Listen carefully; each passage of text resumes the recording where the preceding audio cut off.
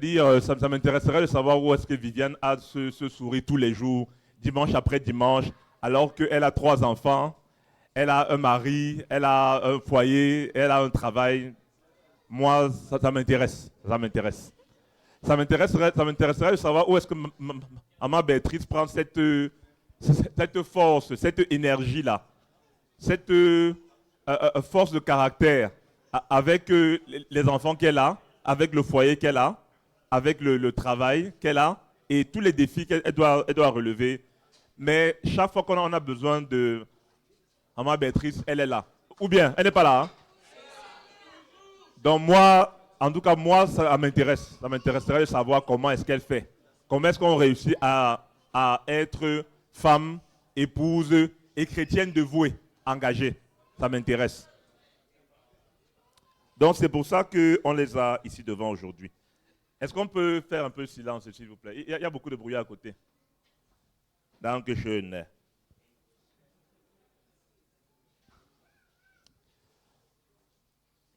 Donc, ma première question, est-ce que vous pouvez vous présenter en quelques mots? C'est-à-dire, dites-nous ce que vous voulez dire sur vous, qui vous présenterait. Donc, il y en a peut-être qui vont se présenter en disant que je suis ingénieur, je suis psychologue, je suis chrétien, je suis bamileke, je suis allemand. Et vous, si vous vous présentez, vous vous présentez comment? Maman Béatrice, comment est-ce que tu te présentes aujourd'hui? Je me présente, je dis d'abord que je suis... Mon micro n'est pas éteint ou c'est quoi? Mets-le peut-être plus près de la bouche. je me présente, je dis je suis chrétienne, je suis enfant de Dieu. Et mon nom c'est Béatrice Mafondasi. Oui, je suis mariée. Et Viviane? Ich bin die Viviane Quinte aus Frankfurt. Ich bin verheiratet und ich habe 3 Kinder. Ich bin auch eine examinierte Pflegefachkraft. Ah, wow.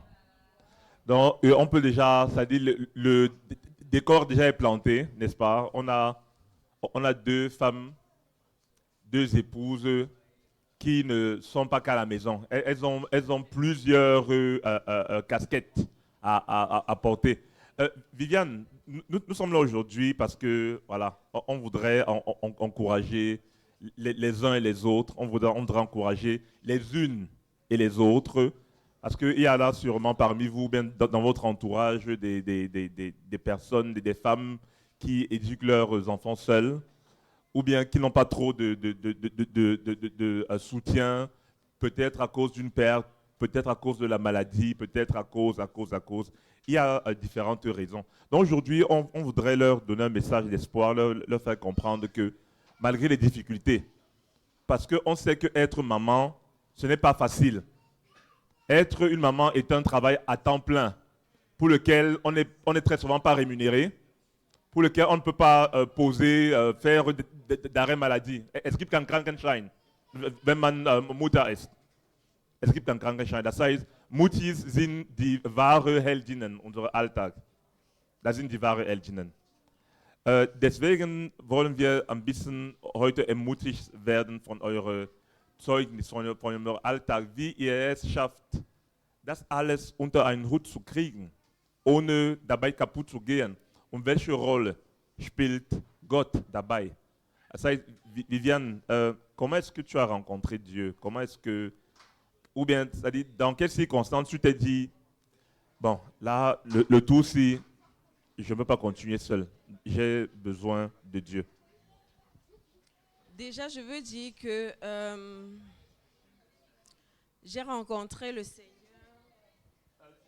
S'il vous plaît, leurs micros sont très bas. Mon micro est très élevé par rapport au sien. Non, ce n'est pas en changeant que ça va changer quelque chose.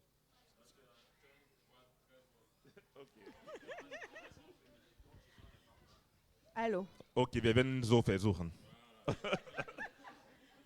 Donc, je disais déjà que j'ai rencontré le Seigneur en avril 2018. C'était lors d'une retraite spirituelle à Wiesbaden. Et voilà, j'avais été je suis venue d'abord déjà dans l'assemblée par le biais de mon petit frère qui s'y trouvait déjà parce que j'étais à la recherche d'un endroit où je pouvais aussi, où je devais me sentir à l'aise. Et voilà, et à une retraite, je donnais ma vie au Seigneur. Et je voulais dire que ce jour-là même, mon mari n'était pas là. Il venait me laisser et il devait venir me chercher ce jour-là. Voilà, quand on a lancé l'appel, je voulais me faire baptiser. Et voilà, je voulais en fait que ça se passe vite avant qu'il ne revienne me chercher pour ne pas que je change d'avis. Mais comme Dieu sait bien faire ces choses, il est arrivé même quand j'étais là devant, sur le podium. Et il a assisté à tout ce qui se passait. Et voilà. Et en ce temps-là, il n'avait pas encore... moi, je venais à l'église toute seule. Je veux dire aussi que j'avais trouvé grâce à ses yeux parce que il venait m'accompagner. Il ne venait pas, mais il ne refusait pas que je vienne à l'église. Donc, il venait m'accompagner et il revenait me chercher. Effectivement, c'est une grâce. Oui. Ouais. Donc, mais après ce temps-là, en fait, je ne venais plus toute seule. On venait déjà ensemble et voilà, par la grâce de Dieu, il est resté aussi et il a eu sa vie au Seigneur également. Wow. Donc, par la suite, il est quelque part dans la salle. Voilà, monsieur Tuente. Voilà. C'est un monsieur de peu de mots. Donc, et puis je voulais dire que depuis que je suis arrivée en Allemagne, j'ai fait même les cours de langue j'avais un enfant. Et voilà, mon mari m'a encouragée à faire ce que j'avais envie de faire parce que depuis toute petite, j'ai toujours aimé travailler dans le domaine de la santé. Et c'est comme ça que je me suis lancée dans ma formation de 3 ans. Et je voudrais dire que pendant ces 3 années de formation, j'ai eu 2 accouchements. Donc, la première année de ma formation, j'ai accouché mon 2e enfant. Et j'ai fait une pause d'1 an et je suis revenue l'année qui suivait pour continuer avec ma formation. Et quelques mois avant la fin, j'attendais à nouveau un bébé. Et c'est là que ça a commencé à être vraiment difficile parce qu'il fallait gérer les enfants, l'école, la maison. Et j'étais aussi devenue chrétienne, donc c'est-à-dire il y a aussi ma marche chrétienne. Il fallait assurer à tous ces endroits-là. Et Viviane, sans te couper, je pense que ça ne serait pas indiscret peut-être de faire savoir aussi aux autres que le planning familial n'a pas toujours été facile. C'est-à-dire les choses ne sont pas toujours passées quand vous vouliez ou au moment où vous le vouliez. Et le Seigneur aussi a sûrement là, eu sa main également pour que, voilà, que tu te retrouves aujourd'hui les mains pleines, hein, et que tu conduises une voiture remplie. Oui, bon, je dirais que ça n'a pas toujours été facile. Avant que je n'aie mon 2e fils, j'ai mon 1er fils qui me demandait toujours qu'il voulait avoir un petit frère ou une petite sœur. Et voilà, moi, je lui disais, il faut demander à Dieu, parce que c'est Dieu qui donne. Donc, il avait mis ça dans ses prières et il priait chaque jour, vraiment. Et le Seigneur a exaucé sa prière. Alléluia. Il nous a bénis avec un enfant. Et après, le 3e s'en est suivi. Et il a eu sa petite soeur qui voulait tant avoir. Donc, ouais. le Seigneur a été bon. La prière d'un enfant. Oui. La prière d'un enfant. Alors, dis-moi, maman Béatrice, comment est-ce que ta vie a changé depuis que tu es chrétienne? Comment est-ce que tes relations familiales, même, peut-être avec tes frères ou tes cousins, la famille même, c'est-à-dire comment est-ce que ta vie a changé depuis que tu as donné ta vie à Dieu? Qu'est-ce qui est différent? Il y a beaucoup de choses qui ont changé dans ma vie. Beaucoup de choses ont changé dans ma vie depuis que je suis devenue chrétienne. J'ai donné ma vie au Seigneur, ça fait 15 ans, en 2009. J'ai donné ma vie à Dieu.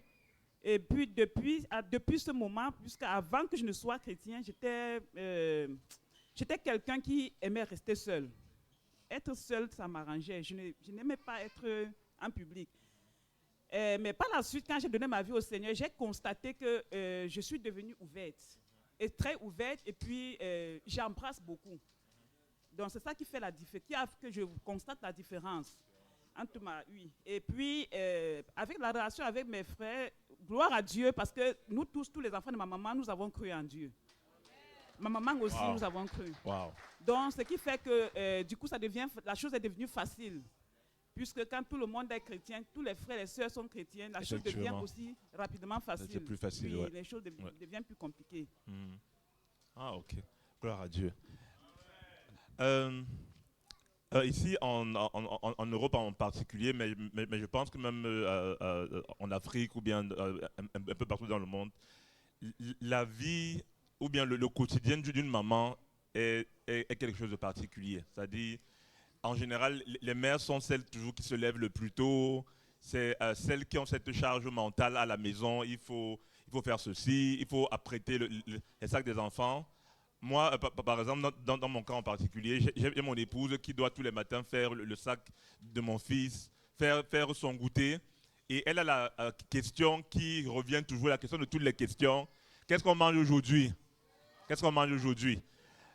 Euh, J'imagine donc que en tant que femme, il y a beaucoup de choses à porter comme ça tous les jours. Donc, Viviane, comment est-ce que toi, c'est-à-dire, si tu nous décris ta journée, la journée typique chez les TNT, de ta perspective, comment est-ce que la journée se passe? Quel défi est-ce que tu as à relever au jour le jour et comment est-ce que tu réussis à manager tout ça?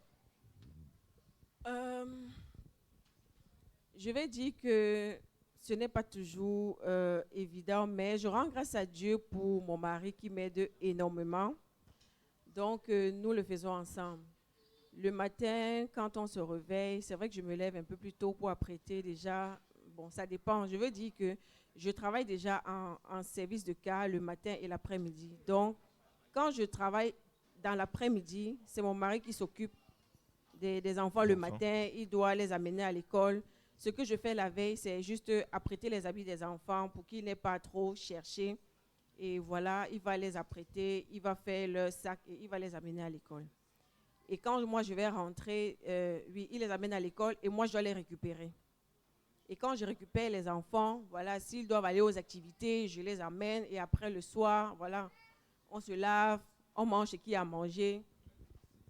On rend encore grâce au Seigneur parce que personne n'est compliqué. On ne dit pas que voilà, on ne mange pas une nourriture 2 fois parce que c'est d'abord même déjà pénible de préparer chaque jour. Donc, on mange ce qu'il y a. Et voilà, on va faire les devoirs. On va lire. Soit si on n'a pas lu la Bible le matin, on essaie de trouver un temps le soir où on va lire, on va prier. Mais bon, d'office, même si on ne lit pas le soir, là, on doit prier avant de dormir. Et les enfants le savent. Et voilà, ils vont au lit. Et puis, c'est un peu comme ça qu'on passe les journées. Ok, donc ça veut dire que tu réussis à manager ta journée en tant que mère, femme, épouse, avec l'aide de ton mari, avec Oui, effectivement. avec l'aide indéfectible de ton mari Oui, qui essaie de t'assister dans les différentes tâches, oui. malgré le fait que j'imagine que toi, tu as sûrement une vue d'ensemble sur les choses qu'il y a à faire. Parce que, bon, en général, nous les hommes, ou bien du moins, la plupart des hommes, on n'a pas toujours une vue d'ensemble. Tu vois, moi, par exemple, oui, donc c'est une chose que je raconte souvent après, et on peut en rire ou pas. Moi, je ne connais jamais comment est-ce que mes enfants sont habillés. Donc, on les habille le matin là, devant moi. Ils partent. Quand je les ramène à la maison le soir, ma femme me dit que le pantalon là, ce n'est pas le pantalon de l'enfant. Je dis, ah bon? Elle me dit que oui, le t-shirt là, ce n'est pas le t-shirt de Liam ou bien de Lily. C'est-à-dire, moi, si mes enfants disparaissaient, je ne saurais pas décrire qu'est-ce qu'ils avaient le matin. Mais ma femme connaît même le caleçon, même les chaussettes que l'enfant veut le matin. Donc les femmes à ce niveau sont vraiment extraordinaires. Est-ce qu'on peut applaudir pour les mamans?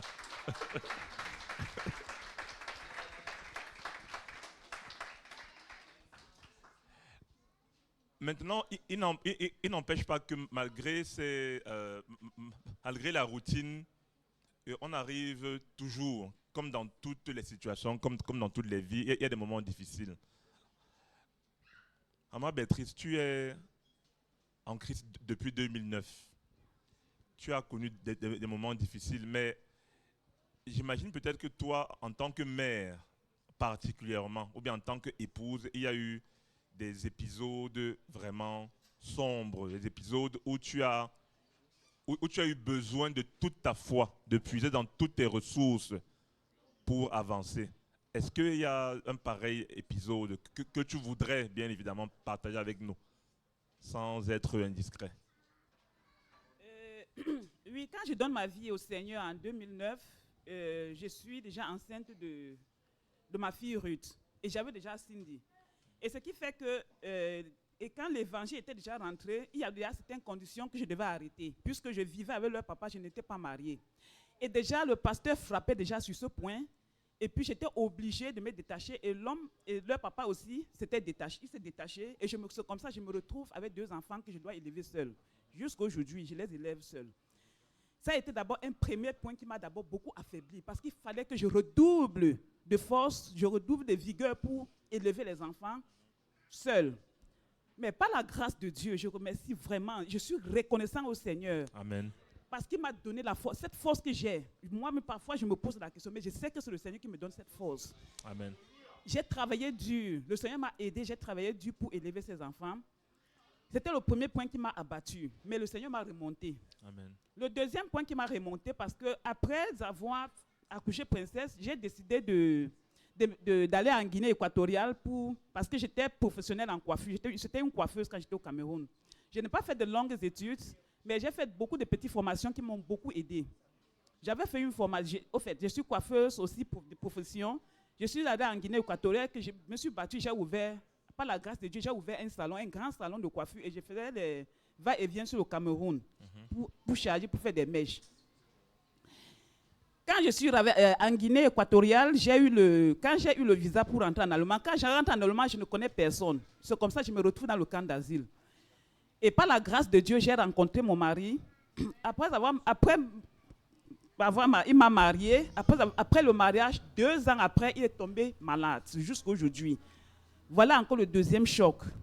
J'ai surmonté. Donc, c'est comme si je continuais encore à vivre seule, élever les enfants seuls. Mais par la grâce de Dieu, dans la maladie de mon mari, j'ai pu faire une formation. Non, j'ai fait d'abord les cours de langue. Après les cours de langue, je suis allée faire une formation en Haute-Vieux-Chaff qui a fait 3 ans. Par la grâce de Dieu, c'est ce qui m'a aidé avec des enfants et un mari malade. Mais par la grâce de Dieu, j'ai réussi à faire une formation de 3 ans et que j'ai eu le diplôme à la fin.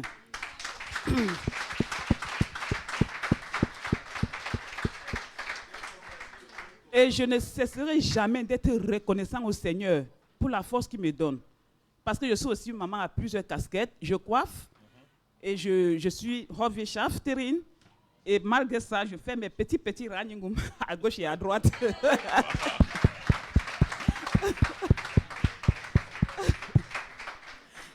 Et non loin de là, quand je suis arrivée à la CMGI, j'ai compris que, parce que j'aide beaucoup. Partout où je suis passée, dans les églises, je suis allée, quand il y avait problème de nourriture, parce que la cuisine a été toujours,